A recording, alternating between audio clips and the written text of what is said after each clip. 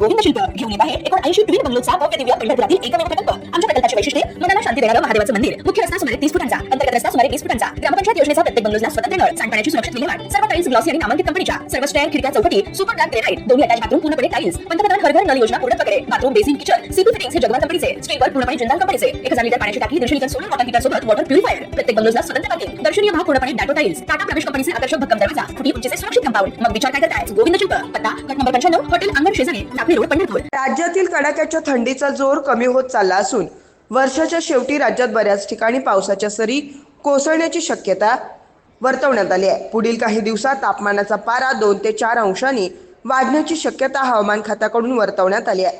हवामान विभागाच्या माहितीनुसार मराठवाडा ते मध्य महाराष्ट्रात 26 ते 28 डिसेंबर दरम्यान पावसाचा अंदाज व्यक्त करण्यात आला आहे। तसेच वर्षाच्या अखेरीस वादळी वाऱ्यासह गारपीट होणार असल्याची शक्यताही आहे। मध्य तसेच पश्चिम भारतात पुढील 24 तासात तापमानात वाढण्यास सुरुवात होणार आहे। त्यानुसार 26 आणि 27 डिसेंबरला पाऊस कोसळण्याची शक्यता आहे। याची तीव्रता मध्य तसेच उत्तर महाराष्ट्र आणि मराठवाड्यात असणार आहे। 26 डिसेंबरला हवामान विभागाने धुळे, नंदुरबार, जळगाव, नाशिक, छत्रपती संभाजीनगर या जिल्ह्यांना पावसाचा अलर्ट दिला आहे।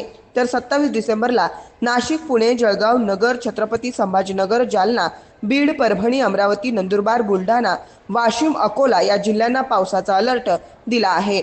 हवामान विभागाच्या माहितीनुसार मराठवाडा ते मध्य महाराष्ट्रात 26 ते 28 डिसेंबर दरम्यान पावसाचा अंदाज व्यक्त करण्यात आलाय।